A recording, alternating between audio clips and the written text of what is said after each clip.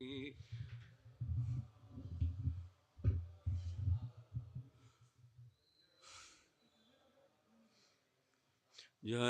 Radha Madhava Kunja Bihari.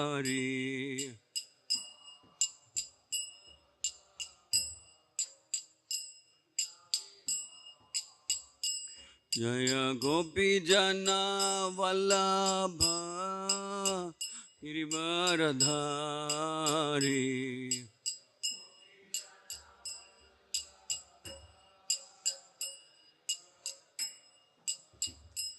Jaya Gopi Jana Vallabha Girivaradhari.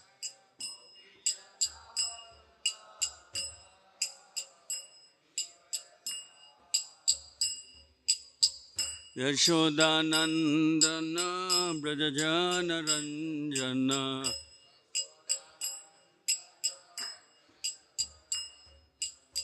Yashodanandana Brajajana Ranjana.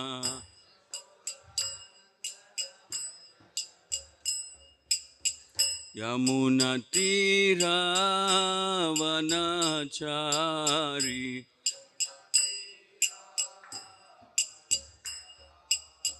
Yamuna Tira Vanachari.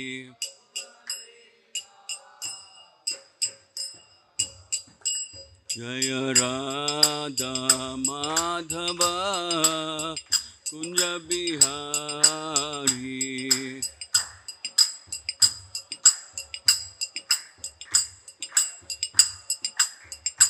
Jaya Radha Madhava Kunja Bihari.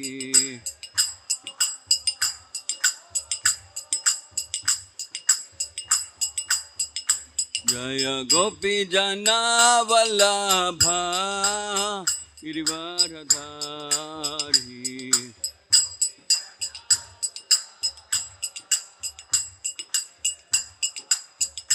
Jaya Gopi Jana Vallabha Girivaradhari.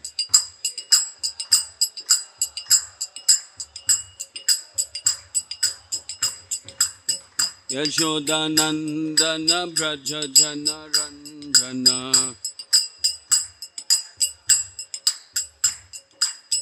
Yashodanandana Brajajana Ranjana.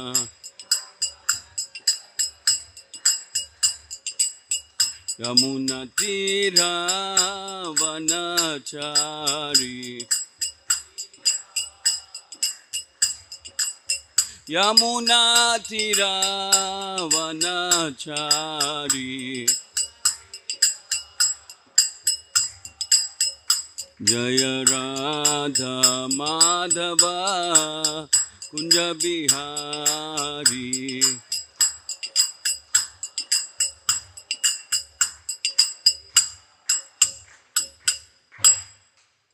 Yah Vishwad Paramahams Parivrajacharya Ashtottara Sata Sri Srimati Divine Grace Bhaktivedanta Swami Srila Prabhupada Ki. His Divine Grace Bhakti Siddhanta Saraswati Thakur Goswami Srila Prabhupada Ki. Grantaraj Srimad Bhagavatam Ki.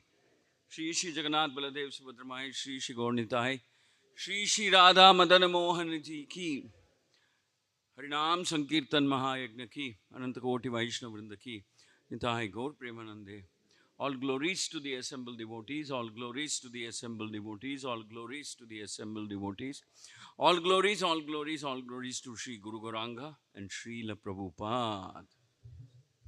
Om Namo Bhagavate Vasudevaya.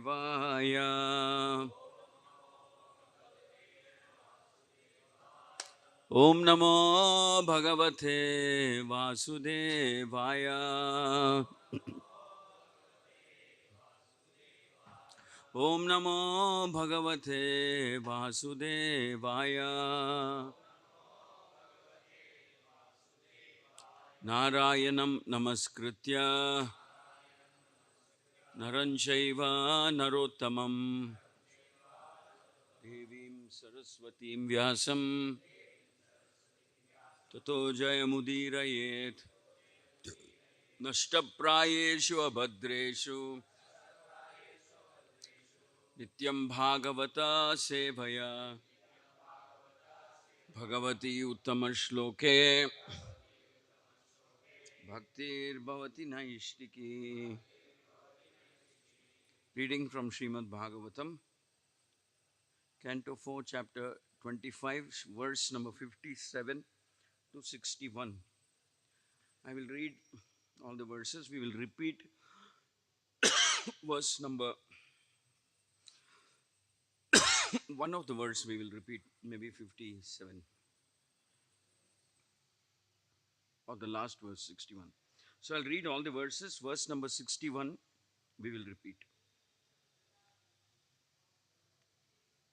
Kvachit pibantyam pibati madiram madavihvalaha asnantyam kvachit asnati jakshatyam saha jakshiti kvachit gayati gayantyam rudatyam rudati क्वचिद् दशन्त्यां हसति जल्पन्त्याम् अनुजल्पति क्वचिद् धावति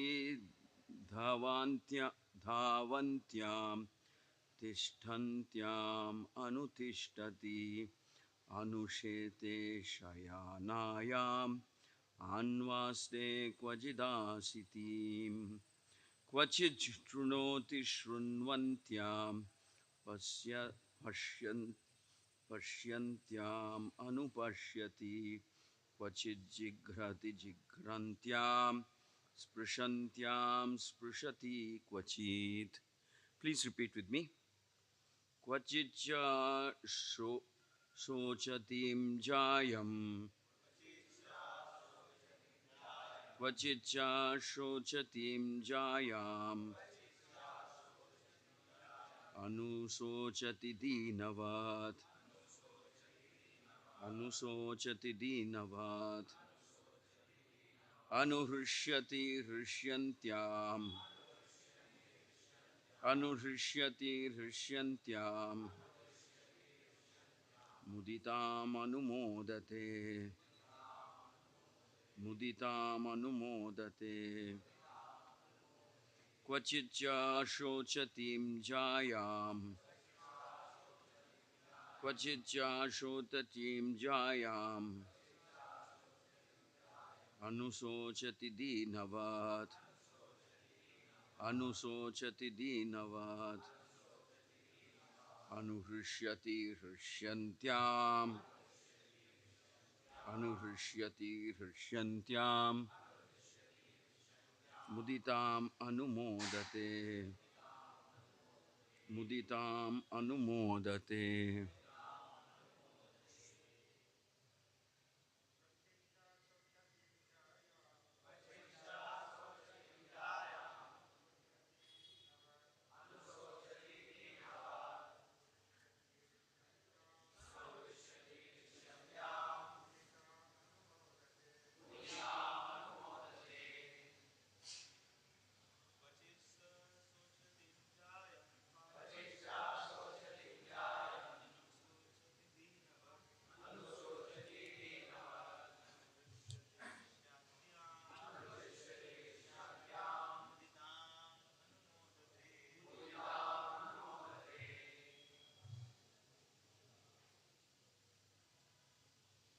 Word for word meaning, translation and purport by His Divine Grace, A.C. Bhakti Vedanta Swami Srila Prabhupada. Kvachit, sometimes, pibantyam, while drinking, pibati, he drank, madiram, liquor, mada vihvalaha, being intoxicated, ashnantyam, while she was eating, kvachit, sometimes, ashnati, he ate, jakshatyam, while she was chewing, saha, with her jakshiti, he chewed, kvachit, sometimes, gayati, he used to sing, gayantyam, while his wife was singing, rudatyam, when the wife was crying, rudati, he also cried, kvachit, sometimes, kvachit, sometimes, hasantyam, while she was laughing, hasati, he also laughed, jalpantyam, while she was talking loosely, anu, following her, jalpati, he also talked loosely,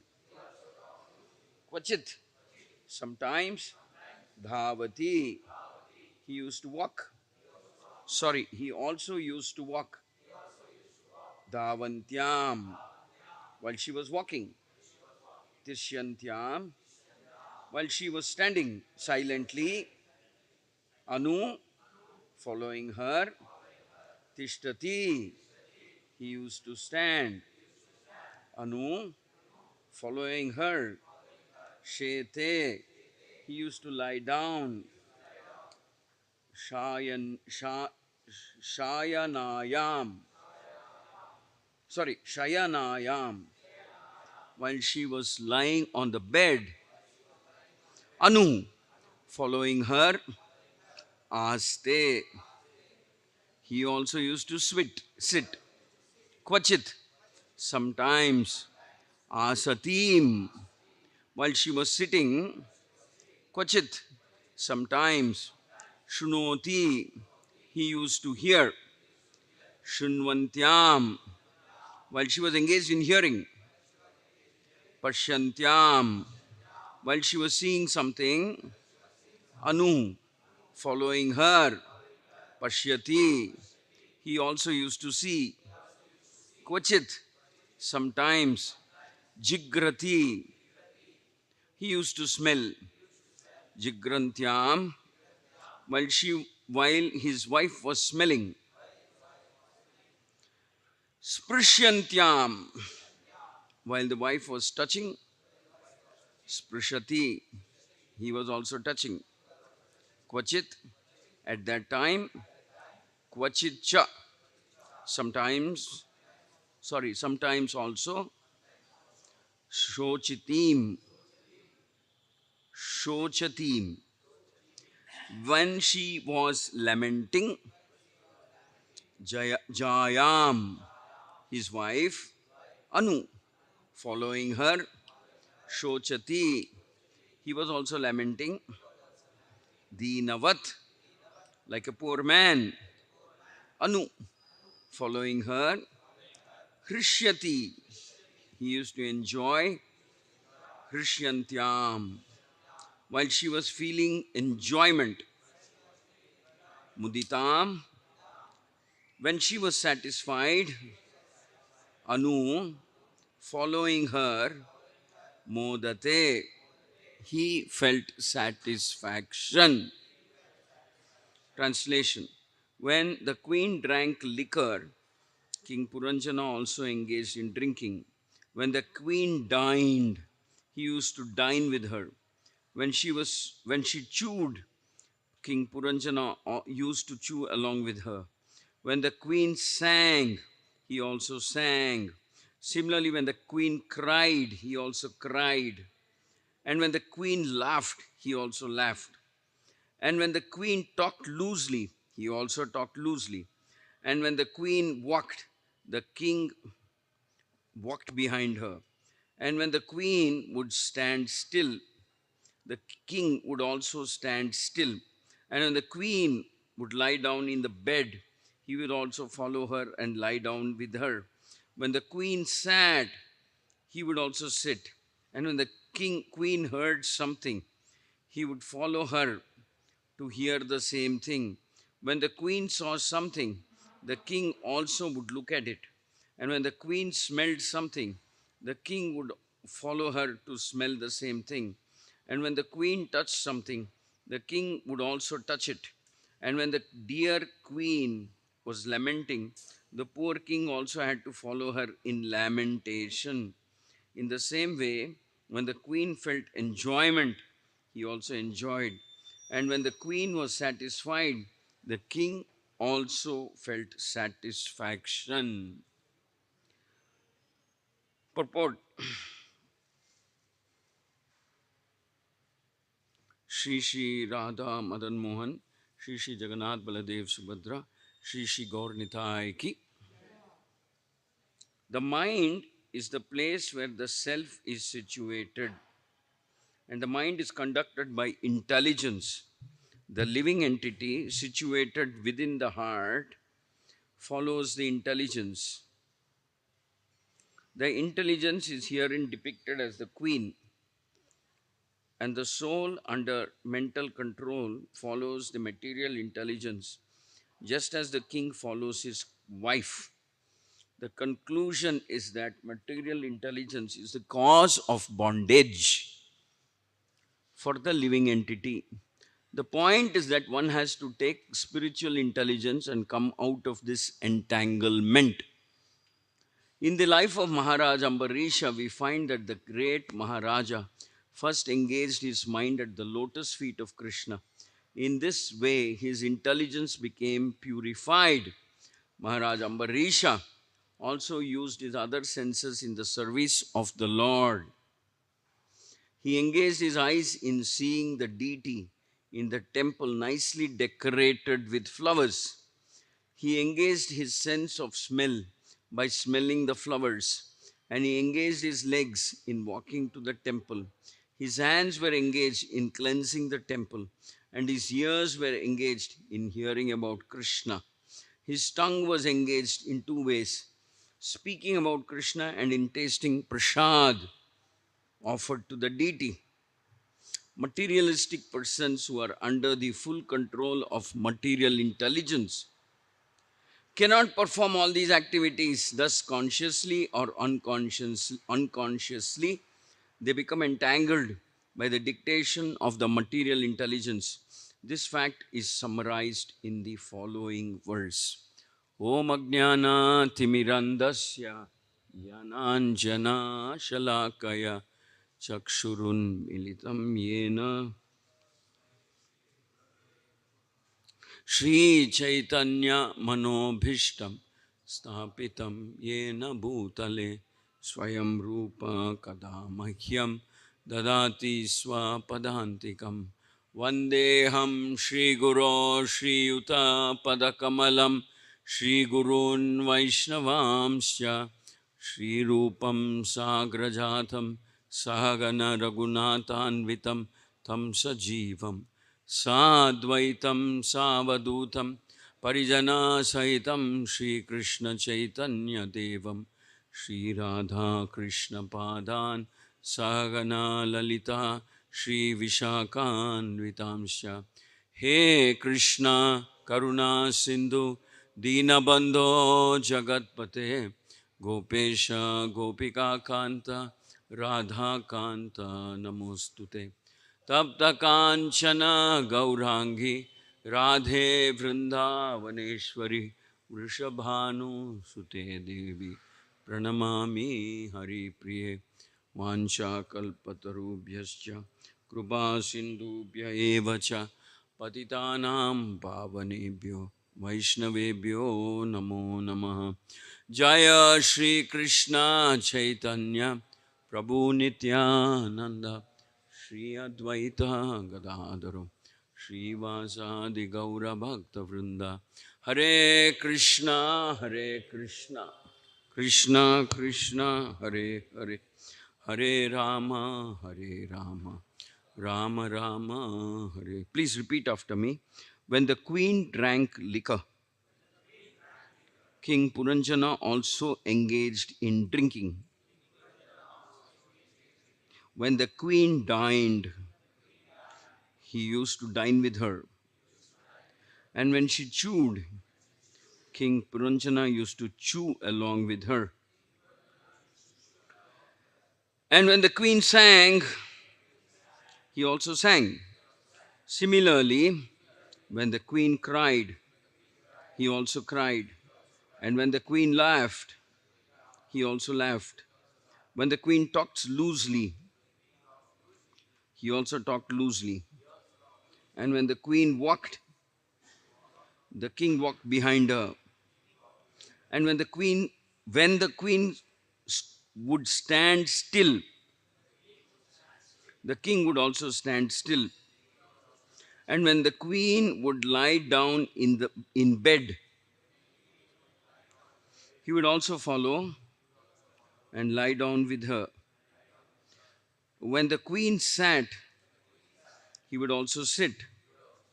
And when the queen heard something, he would follow her to hear the same thing. When the queen saw something, the king would also look at it. And when the queen smelled something, the king would follow her to smell the same thing. When the queen touched something, the king would also touch it.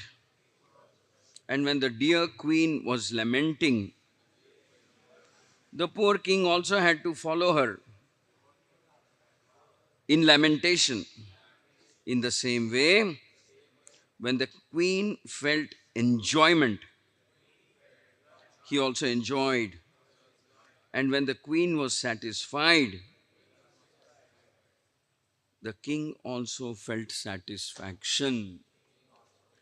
Mukam karoti vachalam pangum langayate girim yat krupatamaham vande Shri Gurum Deenatarinam Paramananda Madhavam Shri Chaitanya Ishwaram.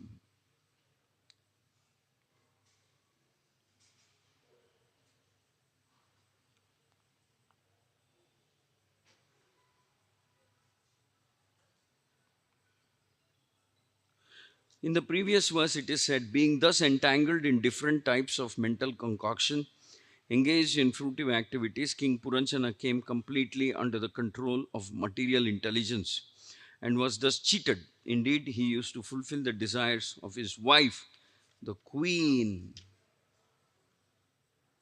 Sometimes he used to go to his private home with one of his chief servants, the mind, who was named Vishuchina.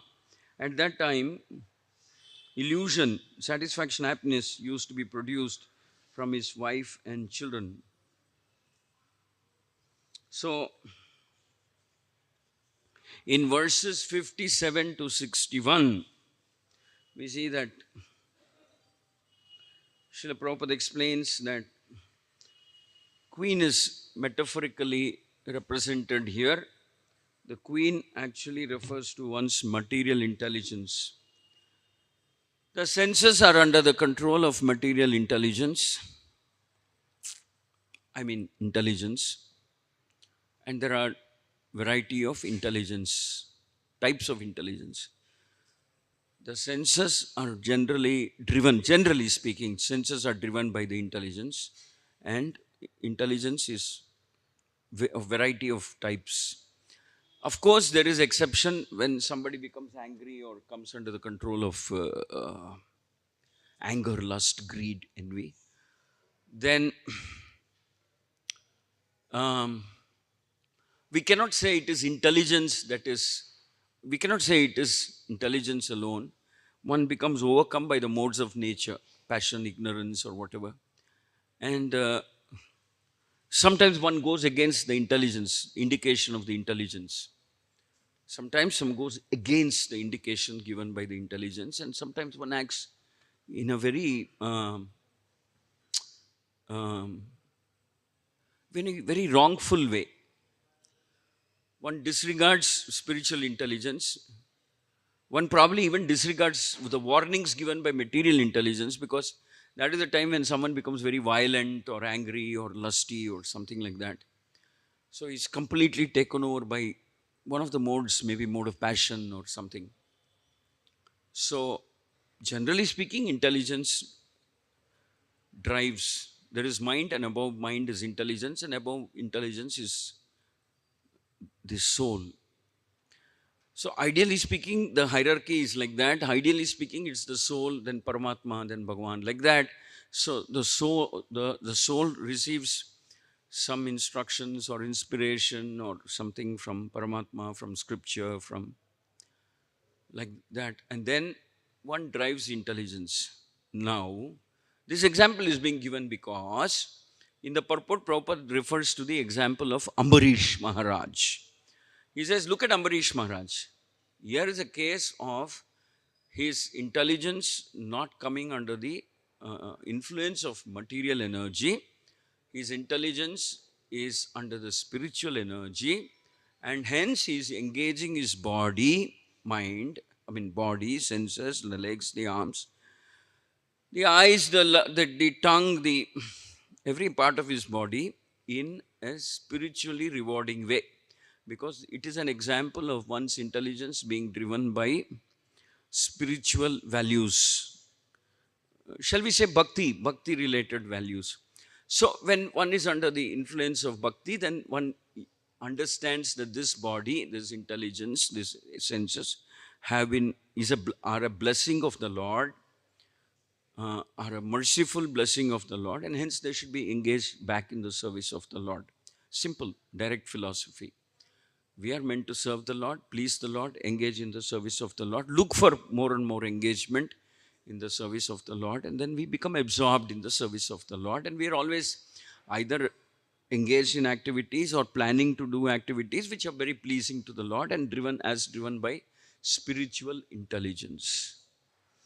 So Prabhupada gives the example of Maharaj Ambarisha and contrasts it with the example of this King Puranjana. So where we see Puranjana has become a slave of his material intelligence.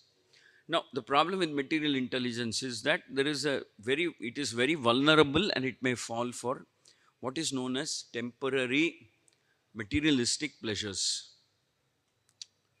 Temporary materialistic pleasures. Of course, sometimes the material intelligence is so vulnerable that it may even become prey of sinful tendencies. Sinful, or shall we say, comes completely under the control of lust or greed or envy or anger. Completely under the control. So material energy, that is when it can be said that material intelligence becomes devious, becomes very cunning, very devious, very, well, it will lead us up on the wrong path. But that's not the case of Ambarish.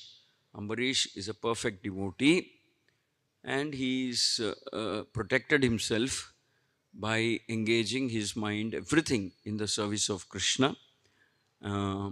So he's in a very much better situation.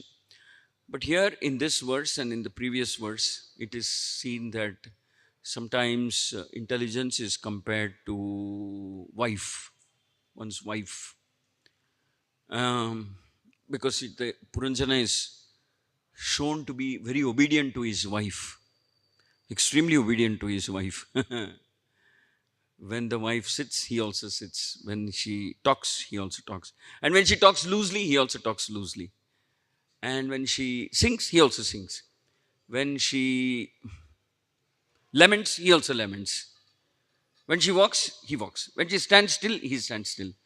So it's apparently very obedient to his wife. In other words, very obedient to his material intelligence. Wife here can be replaced with the word material intelligence or material value system, like that. So Puranjana is shown to be a servant, a slave of his wife, which is quite really speaking an antithesis of what is the Vedic custom, Vedic values, because it's the other way around. It's the wife who's supposed to serve the husband, and wife is supposed to serve the husband spiritually, helping him make advance spiritually. That's all. That's the fundamental duty of the wife. Well,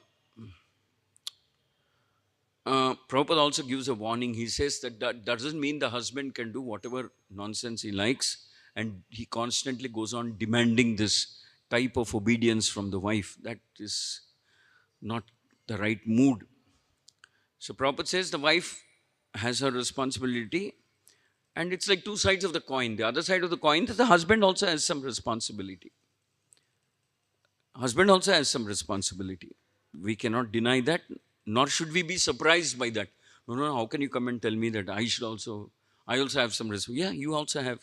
If someone becomes a husband, father, teacher, he also has some responsibility, obligation. And it's a pretty serious responsibility.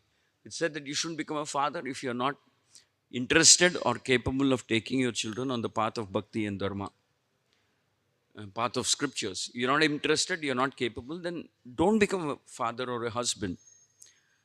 Learn, become qualified, and then become a father, become a husband, like that. So, it's like two sides of the coin, the responsibility of the wife and the duty of the husband.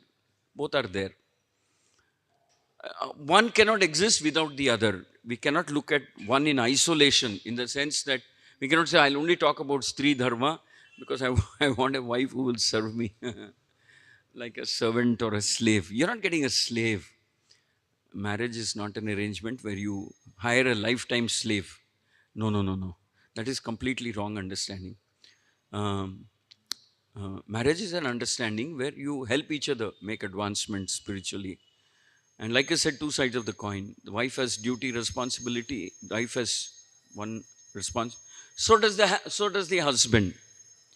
But here we see that the husband Puranjana has forsaken. He has given up his responsibility. Completely given up. He has become a slave of his wife.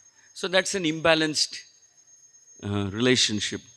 He's abdicated. We can say he's abdicated his responsibility. He's just become a slave of his wife.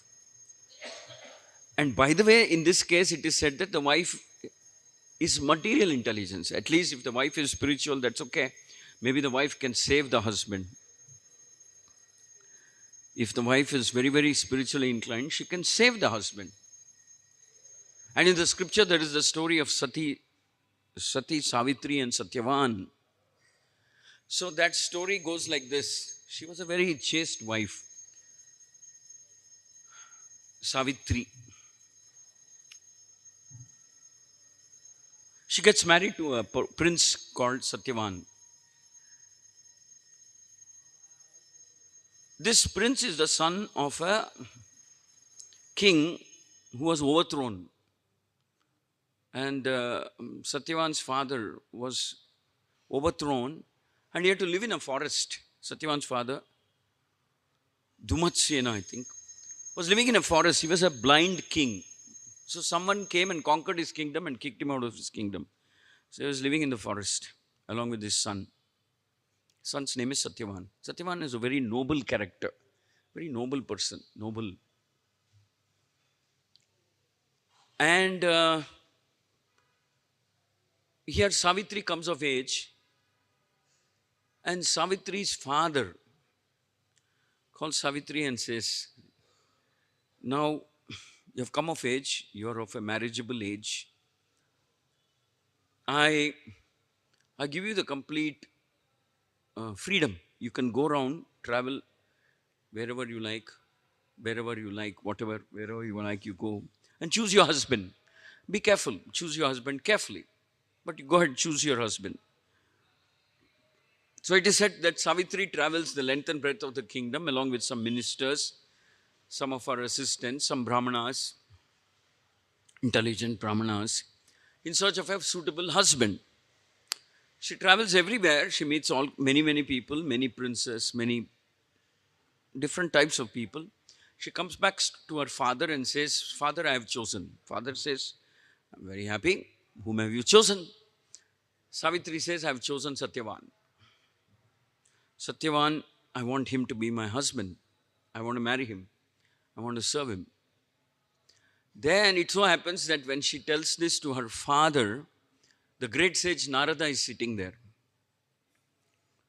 So Narada immediately warns Savitri and says, oh, everything is all right, but I don't think it's a good choice. Savitri will ask, why? What happened? She will describe his qualities of Satyavan. Narada will say, all that is correct, all that is fine. He is actually a noble person, but a year from now, exactly 1 year from now, he will die. He has a very short lifespan.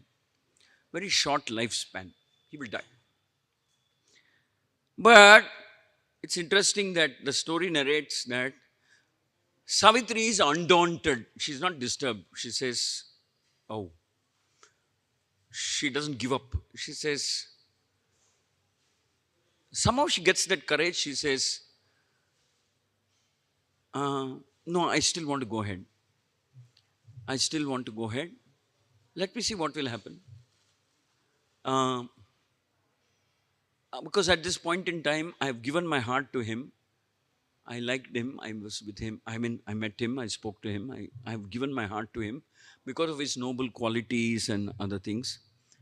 Let me see. This is a challenge that you're saying that his lifespan will be over in 1 year. Let me see how we will see how to together face that challenge, me and my husband. Then Narada Muni becomes very impressed by this determination of Savitri because she doesn't abandon her choice. She says, okay, let me see how I can face this challenge. And she sticks to her decision. And Narada Muni actually says that, all right, who knows, maybe something auspicious may come out of this. Initially, Narada had dissuaded her, was trying to dissuade her, saying, don't get married. But he says later on, who knows, something auspicious may come out of it. Go ahead. In a way, you could say, Narada gives his consent to this marriage. And as it happens, Satyavan and Savitri are married. And they're living together. They are very attached to each other. Savitri is serving Satyavan very, very nicely. And she chooses not to disclose to Satyavan this prophecy of Narada or the warning of Narada.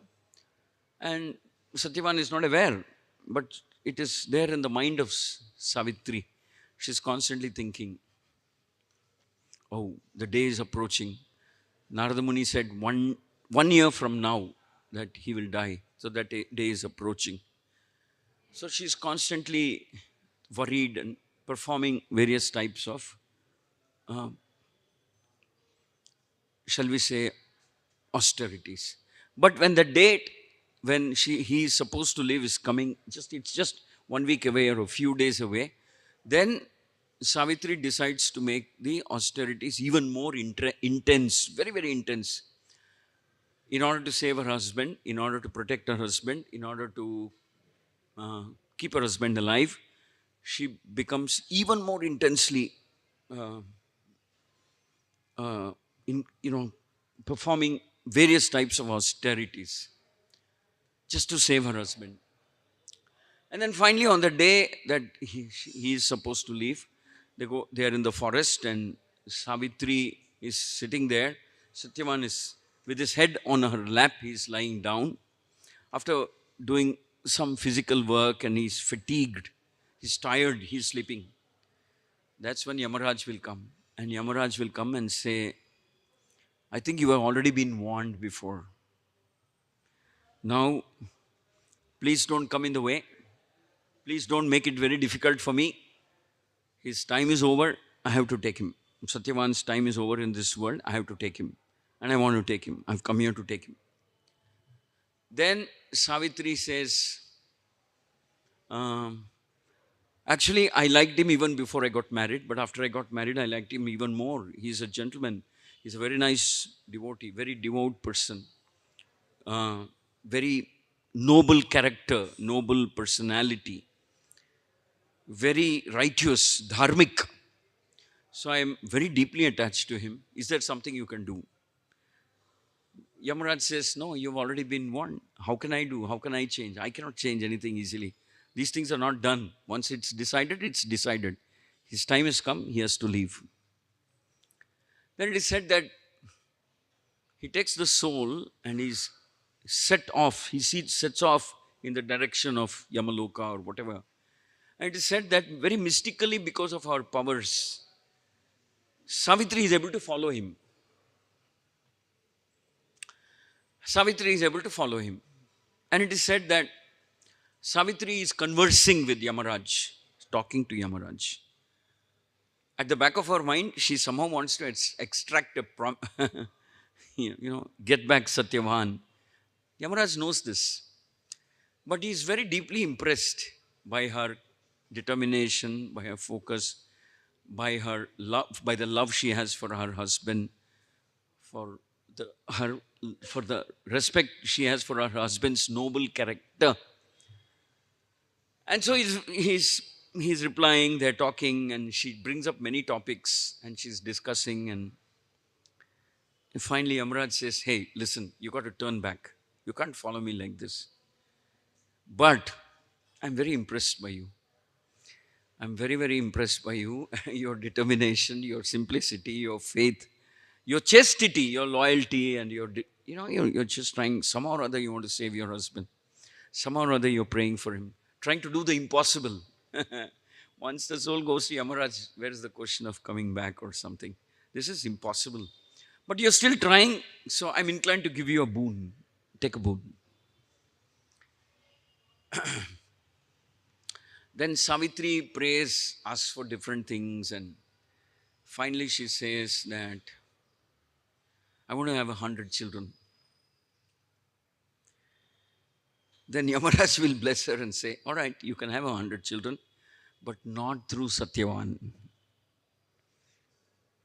But not through Satyavan." He's very cautious because Yamaraj is very cautious. He knows that something like that she will ask. And then after that, it is said that she doesn't give up. She's still following Yamaraj. Yamaraj looks at her very pathetically. He says, "Why are you doing this? I told you. I already gave you a boon. You'll have 100 children. You carry on." But Savitri doesn't give up. Just doesn't give up. She continues to follow him. And then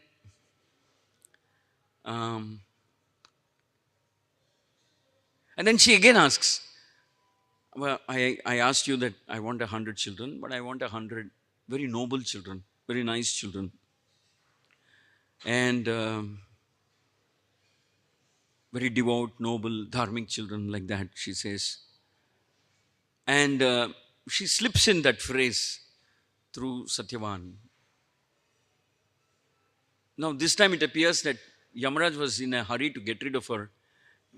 He says, "All right, I'll grant this boon provided you'll go back. Don't follow me anymore." He will grant this boon. Kind of accidentally. He's not cautious because she's making him comfortable by talking to him very nicely, very respectfully, very intelligently, and making Yamaraj very, relaxed. So this time, Yamaraj does not add the phrase "other than," through somebody other than Satyavan. He doesn't add that phrase. He says, "All right, may your wish, provided you'll go back." Then it is said that is when Savitri will catch him and say, "Listen, now you know what you have done. You have promised that I'll have 100 kids through Satyavan. Now you know what that means." Then Yamaraj becomes embarrassed and he says, "Yes, I know what it means." And Yamaraj returns the soul. Returns the soul. He says, "This is a victory of chastity, loyalty, Stri Dharma, over the impossible." That means something impossible, something that is inconceivable, something that just could not have been done. You have achieved by pursuing me and being persistent and not giving up. And in the interest of your husband, you have won him back. So from that day, this story, Sati Savitri, she became known as Sati Savitri. Sati Savitri and Satyavan's story becomes immortalized in the history of, whenever they refer to the highest form of expression of chastity, loyalty, dependence, and this Sati Savitri's name is brought about. In fact, it is interesting to see that in the conversation that Mother Sita has with Atri Muni's wife, Anasuya, I don't know if it is Anasuya or Sita. There is a reference to Savitri. In the conversation between Anasuya, Atri Muni's wife, and Sita, they refer to Savitri as a role model. And say, "See, look at Savitri, what a chaste wife she was, what an amazing wife she was." What a perfect example she was. So basically, I'm giving these two examples to show that this is the role of intelligence. See, here we are seeing that Puranjana is wedded, has become the slave of his intelligence. Or shall we say the queen? The queen is equated to the intelligence. This is the role of intelligence. Intelligence, like Savitri, never gave up. Followed Yamaraj, went all the way wherever he went, and finally extracted that boon from a very reluctant Yamaraj. Very reluctant, very cautious and reluctant Yamaraj. Finally, she extracts a boon and she gets that boon, and then thereby saving her husband. So, these stories are there in the Vedic scriptures to show what is the role of intelligence. See, we are inseparably linked with our intelligence. All our decisions are based on our intelligence. Whatever we decide, whatever we do, is based on the intelligence that the Lord gives us, intelligence that we have. So, what is the primary function of the intelligence? The primary function of the intelligence is like that of a chaste wife towards the husband. Chaste, loyal, devout wife to the husband. Now, the interesting thing is this. In the conversation between Anasuya and Mother Sita, Mother Sita, after hearing the instructions of Anasuya, first instruction she gives is this: you deserve to be appreciated. Anasuya looks at Sita, Mother Sita, and says, you deserve to be appreciated. Mother Sita will say, that's all right, but I've come here not to get appreciated, but I've come here to learn from you. I want to learn.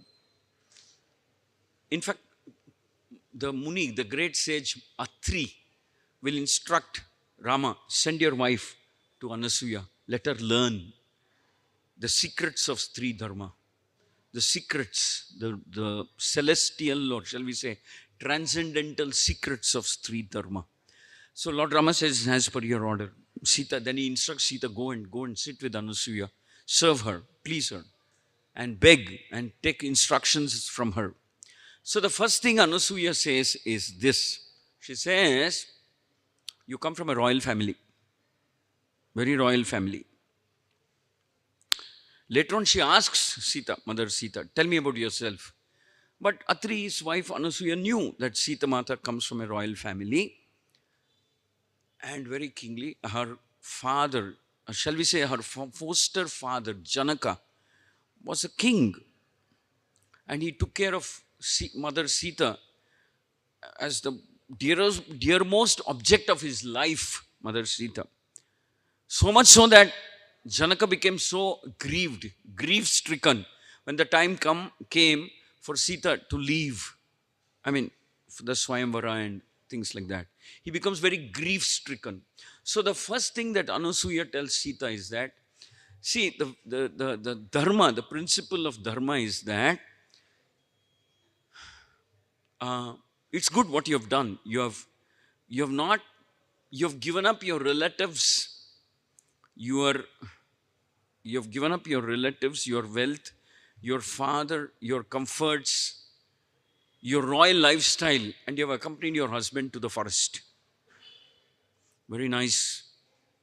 This is the duty of the wife, to be always with the husband and help him in all situations, at all times, in all circumstances, to assist him.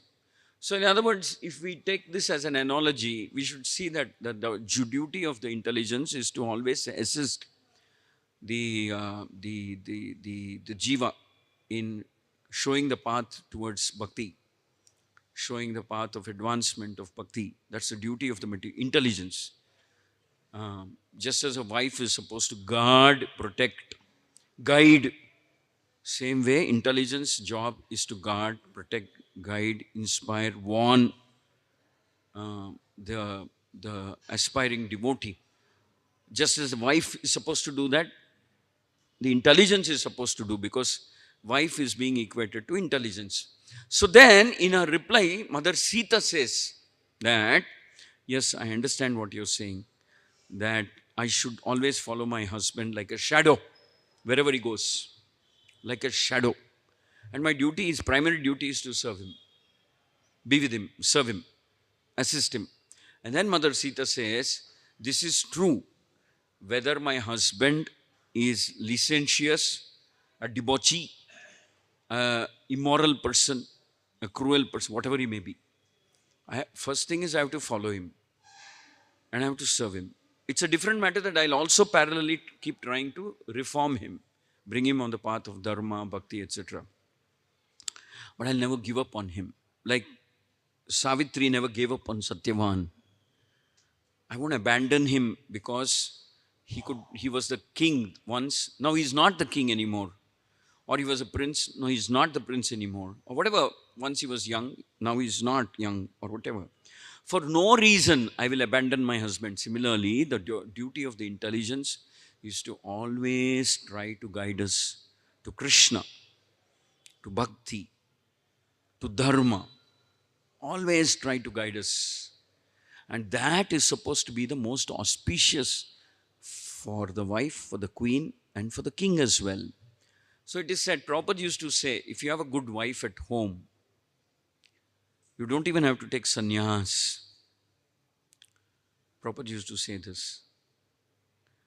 If you're living with a very devout, chaste, loyal, sincere, dedicated, humble wife, you don't even have to take sannyas. That's the best blessing you can have. I mean, imagine someone wanting to become a grihastha, then that is the best thing. But Prabhupada also says the opposite. Sometimes it's good not to have a wife like that, because if you have a wife like that, the risk is maybe you'll become attached. So it's probably good if you're sufficiently advanced not to have a wife like that, then you'll be detached. And you'll understand that, there's a risk in entering into that type of relationship. But nevertheless, the point to be noted in this metaphorical example of King Puranjana is that, what is the role of intelligence?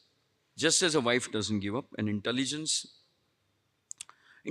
means, shall we say, the knowledge we get from scripture, from Guru, from Vaishnavas, from like that. That knowledge, that inspiration, that the values that you get from all this, the job of that is that it guides the soul, protects.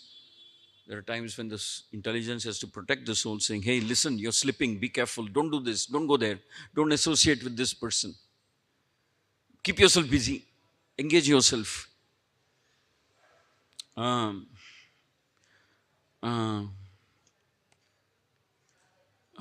There's danger. So that's the job of the wife, that's the job of the intelligence. Actually, the wife is supposed to guide, guard, pray, protect, perform vratas for the husband, for the family. And then it is said that the power of such a thing is so amazing, because you are following a Vedic model, that it becomes auspicious. It said beginning of auspiciousness in the life of a grihastha is when you have a wife like that. But then again, I'm giving a disclaimer saying that doesn't mean the husband can do whatever he likes and demand this. No, that's not a sustainable thing. The husband also has responsibilities. Like Satyavan was a very noble person. And it said that when the wife is chaste, there is a good chance that the husband will reform. So Sita Mata says, I know that, whether even if the husband is a very degraded, fallen person, it's the job of the wife not to give up on him, keep trying to reform him, keep trying like the intelligence is supposed to. Not that the wife also starts cooperating with him and helping him make, no, that would be material intelligence. That would be material. Real intelligence is to bring the living entity back into the fold of bhakti, shelter of Guru and Krishna. Now, in the conversation between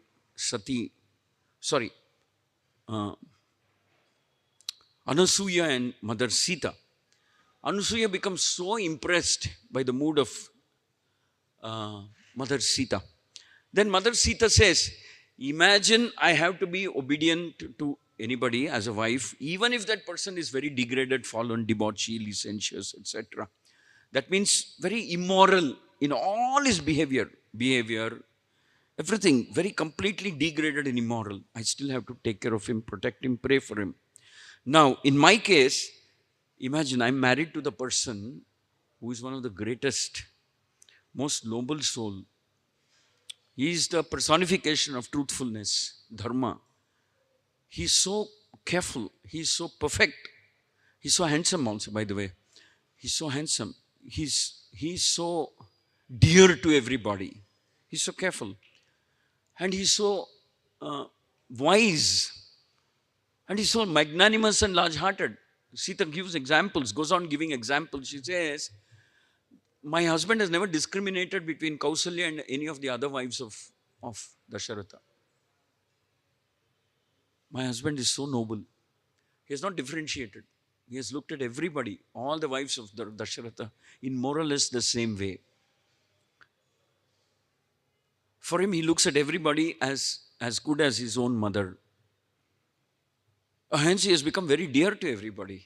Now, imagine when I am blessed with a husband like that, how much more devoted I should become.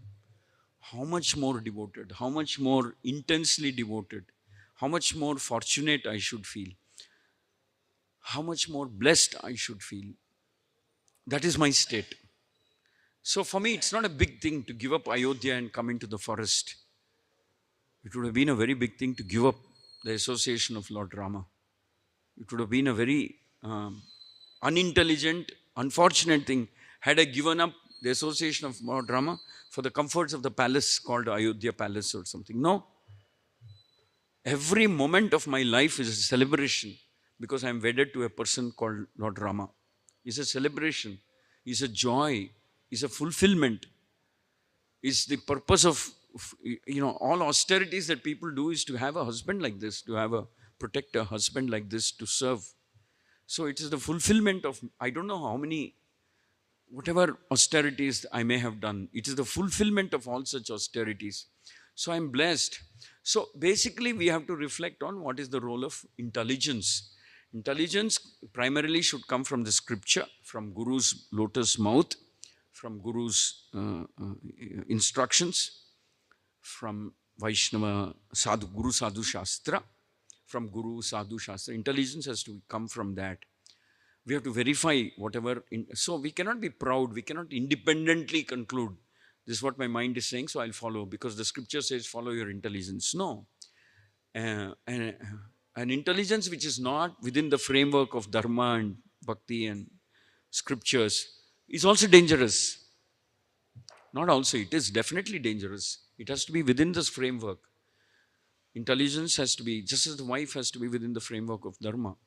So Mother Sita says, imagine how blessed I am. Anusuya becomes, so there's simply no question of abandoning him. The scripture says you shouldn't abandon even when the husband is whatever, nonsense person. Can't abandon. Try your best. Keep trying. Someday, because what you're doing is shastrically correct and empowered, it may work. Krishna may bless you and he may change. Somebody will change, but there's no such thing as giving up on him. Of course, Prabhupada also says that if it becomes irreparably dangerous for you, then maybe you live separately, but divorce is crazy. Don't do that. Prabhupada has also said that. So basically from these verses, we can understand that the intelligence has to be derived from scripture, and intelligence should be like, perfect example Prabhupada gives that of Ambarish. Intelligence should warn you, ring fence you, fence around you, saying don't associate with this person, he is very offensive, he always talks ill about Vaishnavas. You may also catch that disease. Don't associate with this person.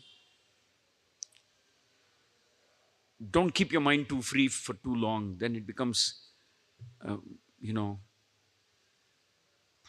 don't associate with people who are very loose in their morals and behavior.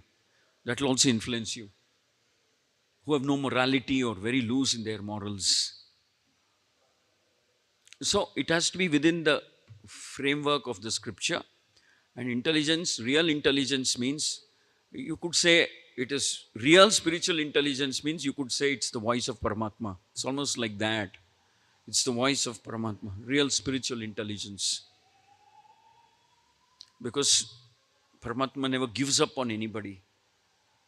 So we have to try.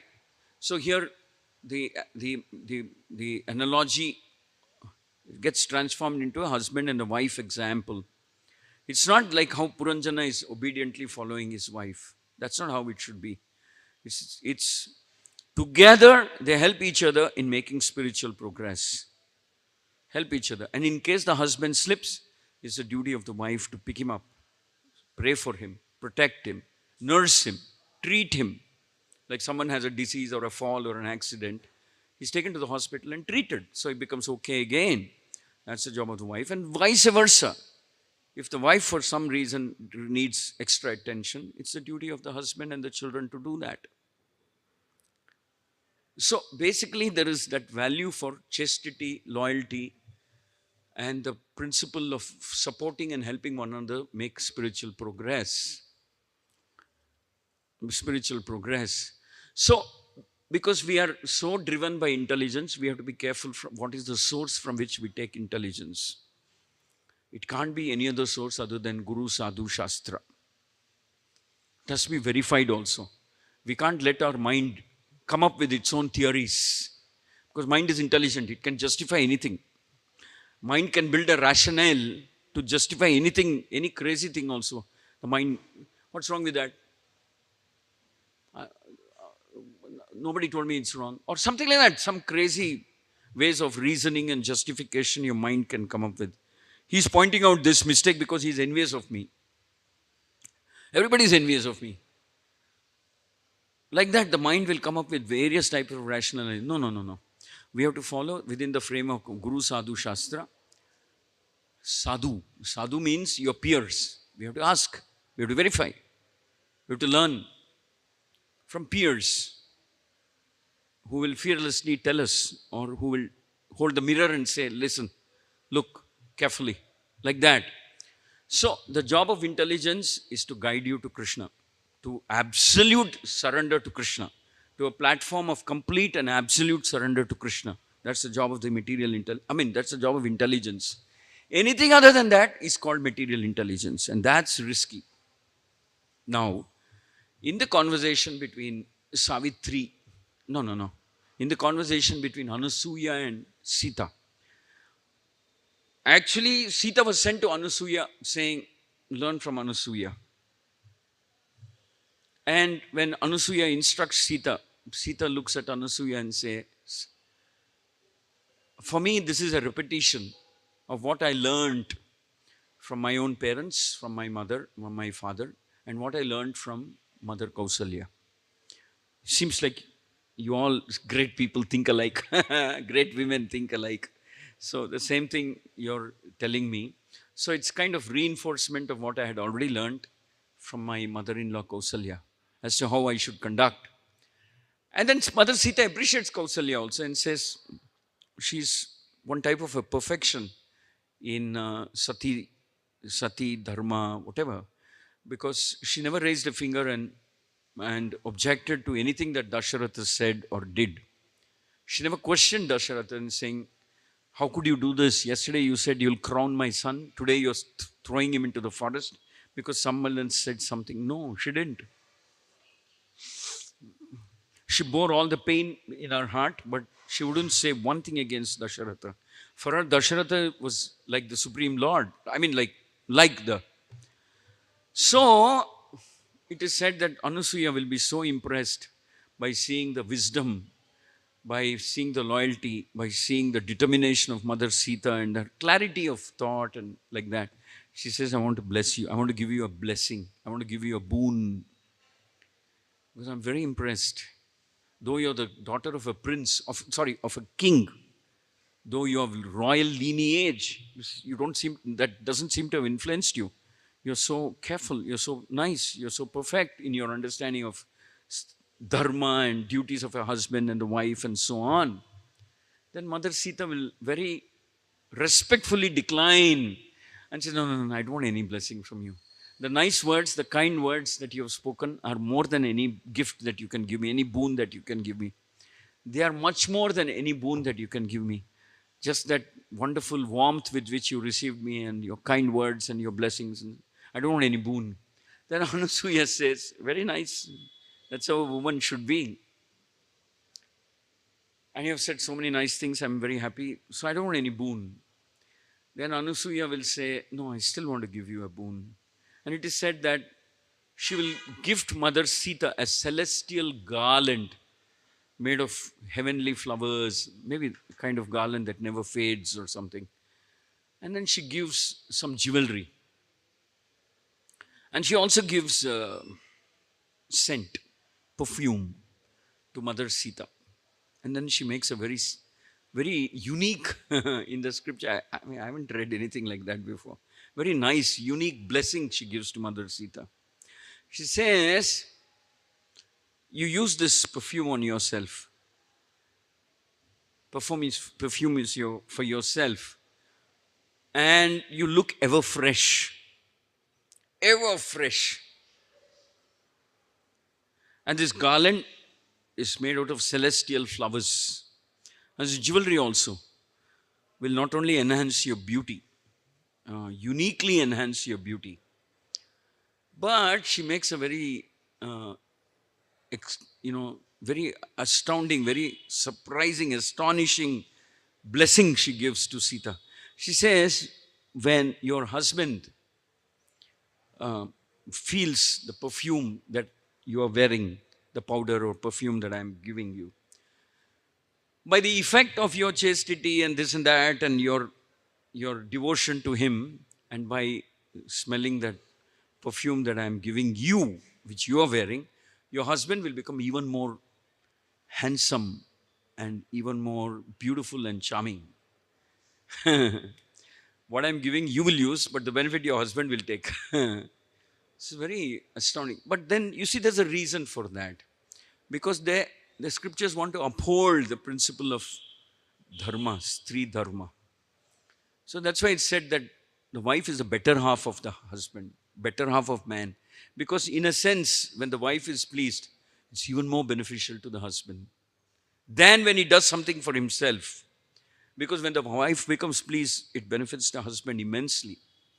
So it's the wife who's sometimes called as the better half in the relationship. So Mother Anasuya gives a blessing boon to Sita, saying, when you use this, your husband will become more radiant, effulgent, and more handsome, more charming, because you are using this. That's my boon to you. So it's like one of those extraordinary sequences, or shall we say pastimes. Ultimately, of course, there's this analogy, Puranjana, the story, we connect it back and see that intelligence means it has to come, we have to derive intelligence from Guru Sadhu Shastra. We can't allow our mind to become independently, too independently explore and come up with its own theories or something. Guru Sadhu Shastra, it has to be verified within that framework. And it's a symbiotic relationship, husband-wife, intelligence and the Atma, wife and husband. One should do good for the other.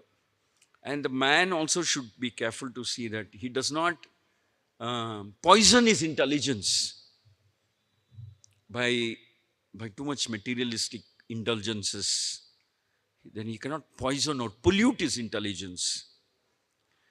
And then when he is also careful that his intelligence is not polluted, then intelligence becomes the best boon. Krishna says, your friend becomes your friend, mind becomes your friend. Otherwise, mind becomes an enemy. Mind becomes an enemy. So this is the meaning actually, when the mind becomes your friend. So like Mother Sita, she wears something and Rama becomes radiant and effulgent and ever more handsome and beautiful. And Anusuya says, just as Lakshmi, when you decorate Lakshmi, it's Lord Vishnu who's becoming glorified. Because that's the kind of symbiotic relationship they have. Lakshmi is served, Vishnu becomes more handsome, like that. So it has similarly, when intelligence is protected and we follow, intelligence becomes stronger and intelligence becomes our best friend and protector. And do we need protection in this material world? Yes, definitely, at every step, every stage. In fact, the more we think we are progressing, the more there is risk that we may fall victim to some kind of an independent type of a, some kind of an independent type of a, what can I say, experiment or something like that. We may become vulnerable to such things. So, just as the wife is always there to protect the spiritual intelligence which we derive from Guru Sadhu Shastra, is always there to protect. Hare Krishna, Hare Krishna, Krishna Krishna, Hare Hare, Hare Rama, Hare Rama, Rama Rama. Grantaraj Srimad Bhagavatam ki jai. Any questions? Yes.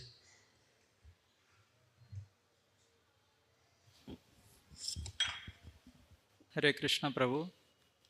The description which you gave centered on... What's that? Yeah, the entire description that you gave centered on these values between wife and husband and their responsibilities. So, although it is all fact that you spoke everything from scriptures, it looks very lofty when we compare to the current situation.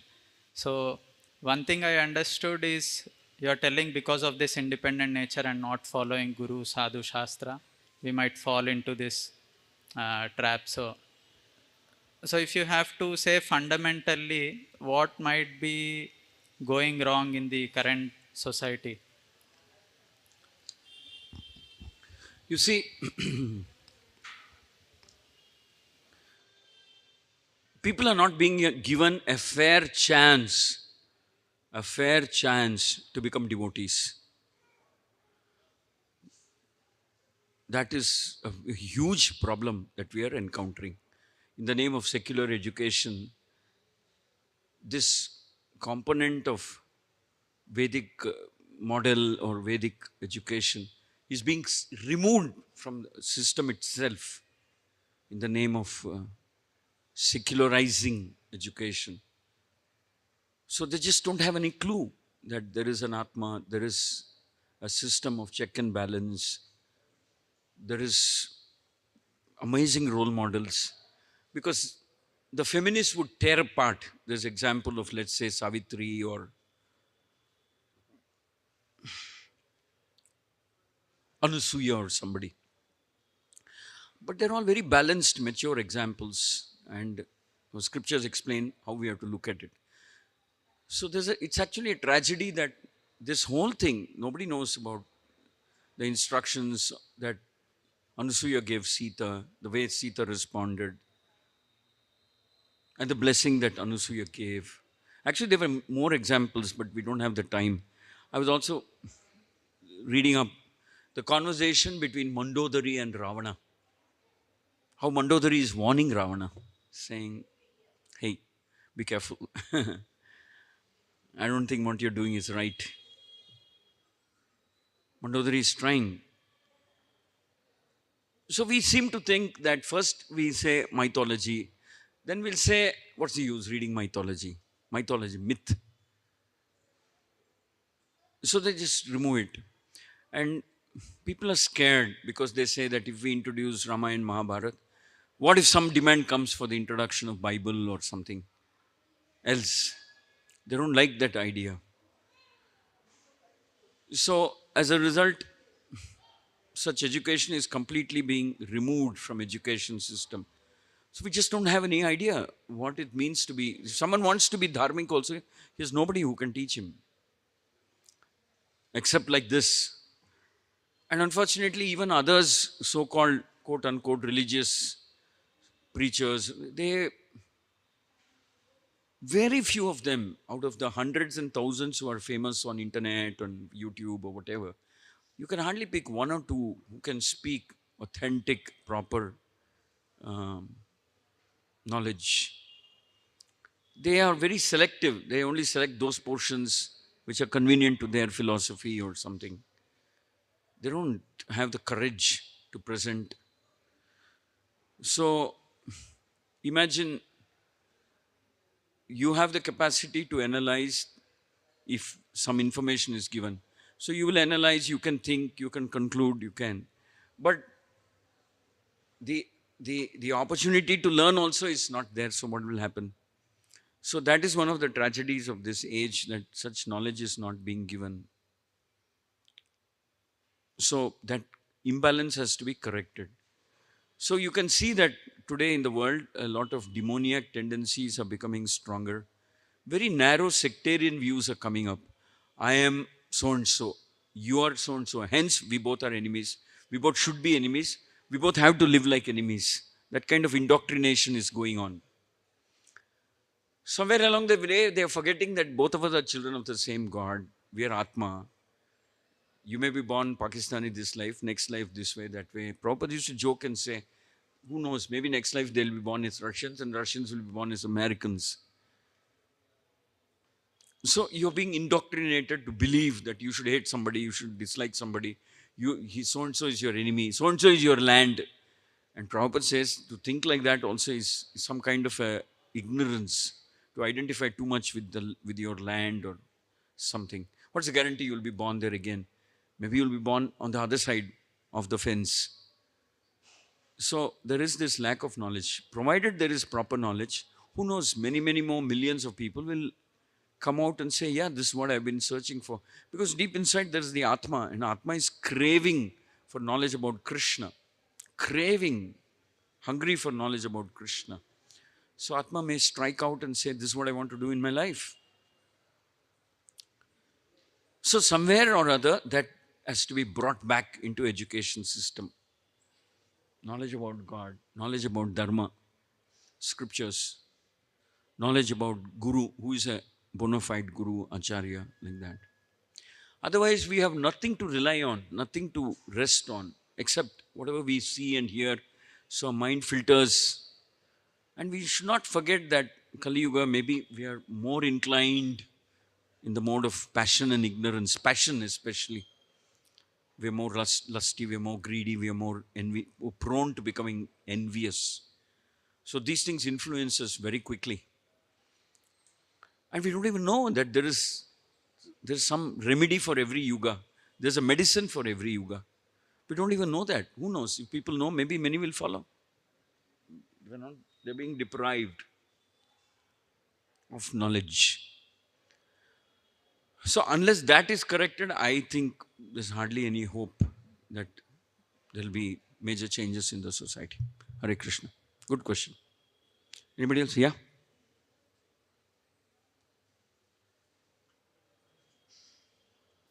Hare Krishna, Puji. Thank you, Puji, for wonderful class. Puji, you have told the story of Savitri and also the realization of Mother Sita. We find out in both the cases, both are very surrender and love to his husband very much.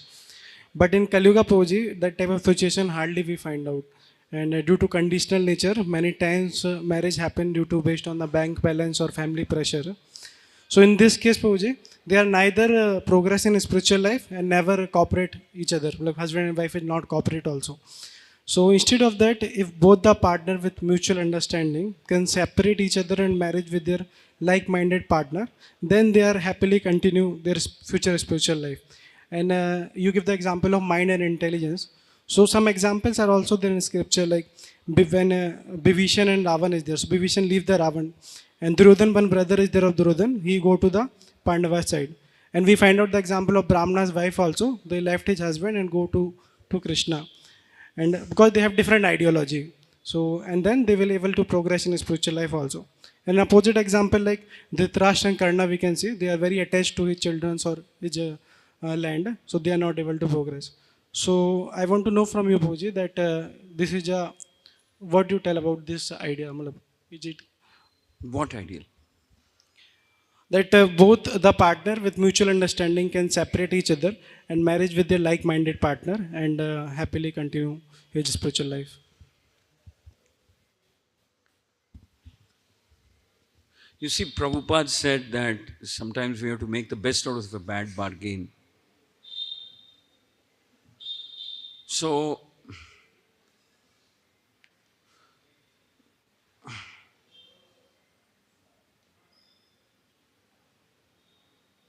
well, you see,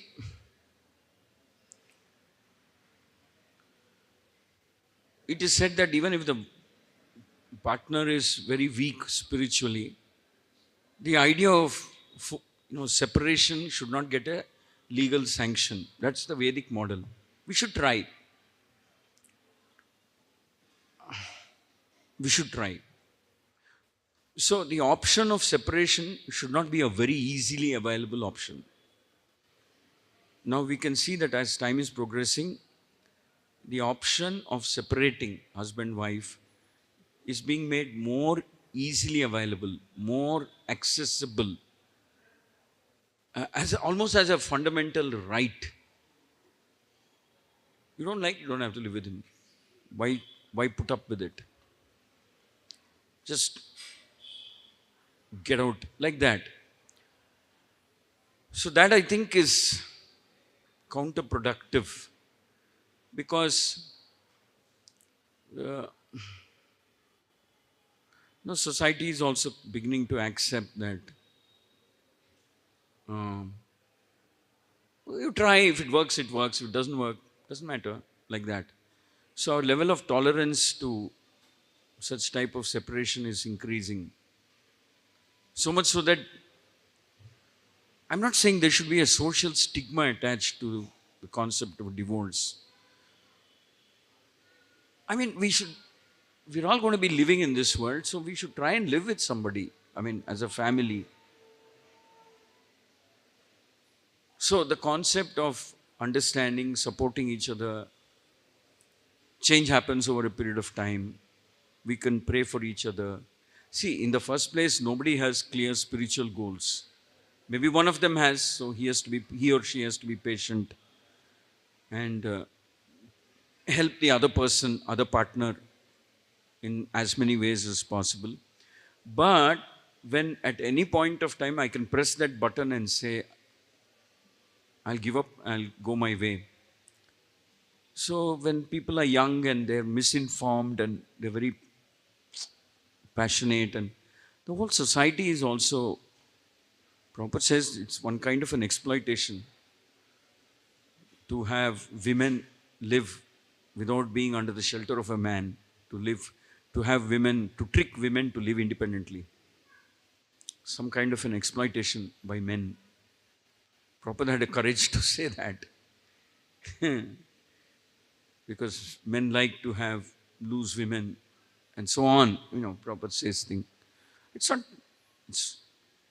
It's exactly what's happening, but nobody had that kind of a clarity of mind or courage to speak like that.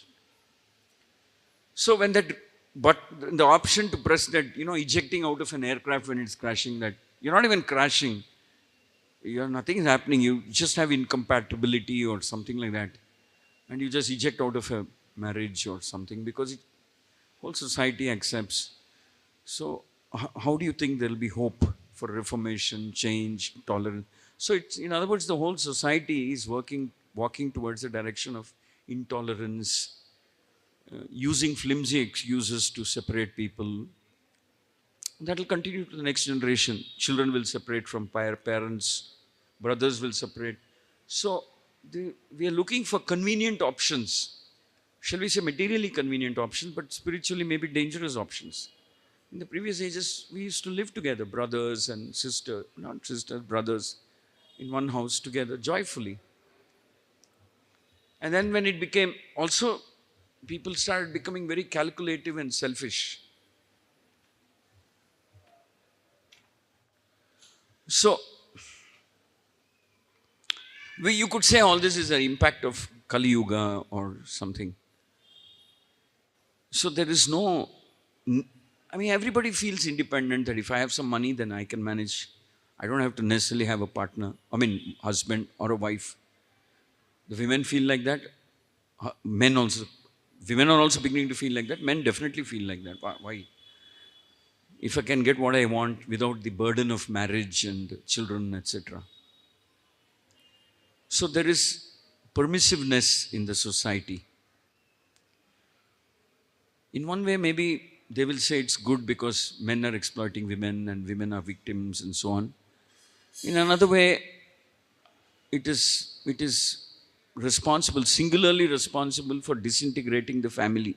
The concept of a family where we work for each other, serve each other, die for it, cooperate with each other, sacrifice for each other.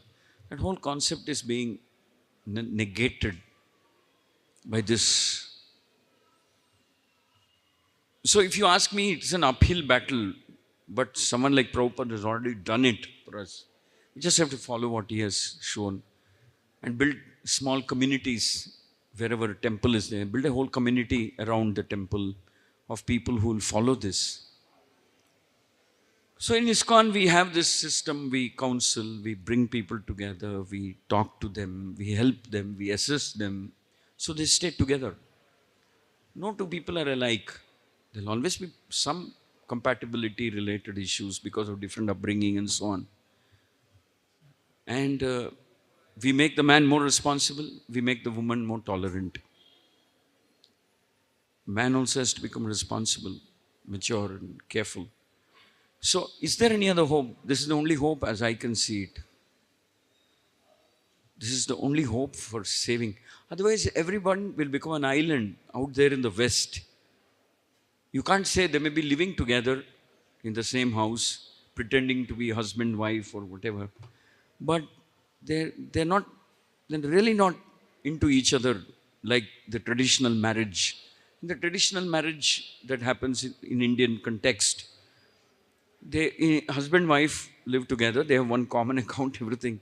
There in the West, the husband has his own account, the wife has her own account, and they pool some money together, run the house. They have their own lawyers, separate lawyers. And they enter into an agreement before they get married, or even if before they live together, saying, should we part? What will be the terms? How do we split the money? So that eject option is always there. It's very near actually, just one button away. So how do you expect people to...